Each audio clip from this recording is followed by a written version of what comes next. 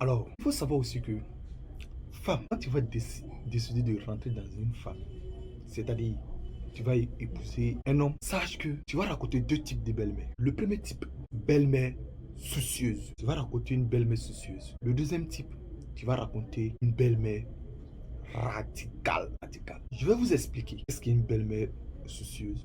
Qu'est-ce qu'une belle-mère radicale? Les belles-mères soucieuses sont des femmes, sont des belles-mères qui veulent du bien de leurs enfants, son fils. Elle n'a rien à imposer à son fils. Elle n'impose rien.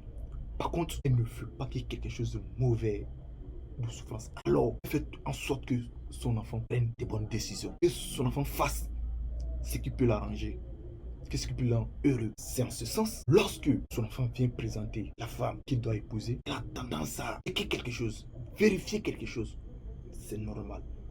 C'est l'attitude des belles-mères radicales. Et puis il faut savoir aussi que le comportement d'une belle-mère radicale et d'une belle-mère soucieuse, c'est la même.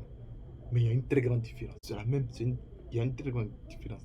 Je vais vous apprendre à voir la différence et à faire la part des choses. Nous sommes aussi la belle-mère soucieuse. Soucieuse, c'est celle qui se préoccupe, comme on peut dire, une mère poule, qui veut du bien de son enfant, qui veut que son fils soit heureux, en n'imposant rien à son enfant.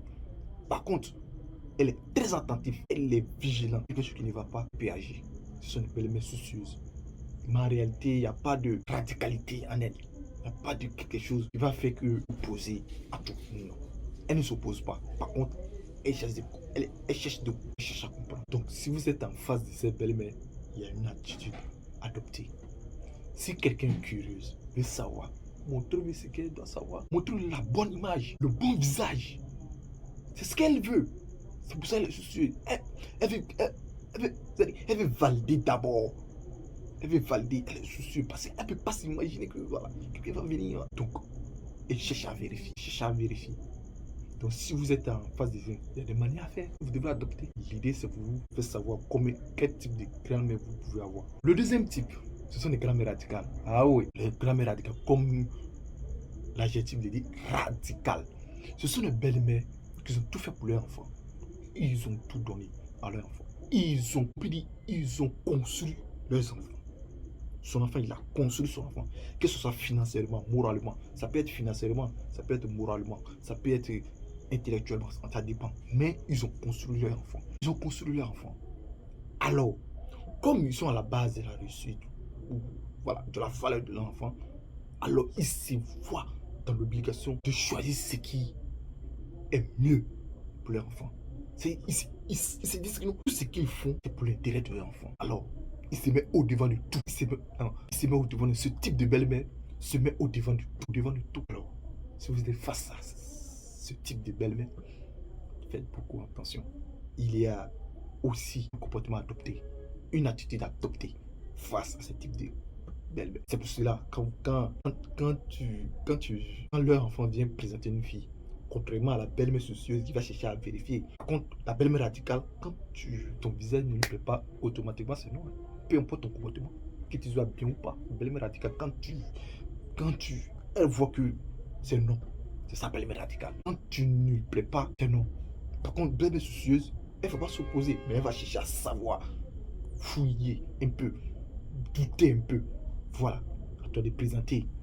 Par contre, belle-mère radicale, quand ton visage n'appelle pas, c'est non. Et ces types de belles-mères, 80% leurs fils les écoutent. Parce qu'elles sont à la base de beaucoup de choses pour leurs enfants. Alors, leurs enfants les écoutent. Surtout même si elles sont à la base de la réussite de leurs enfants. C'est inouï.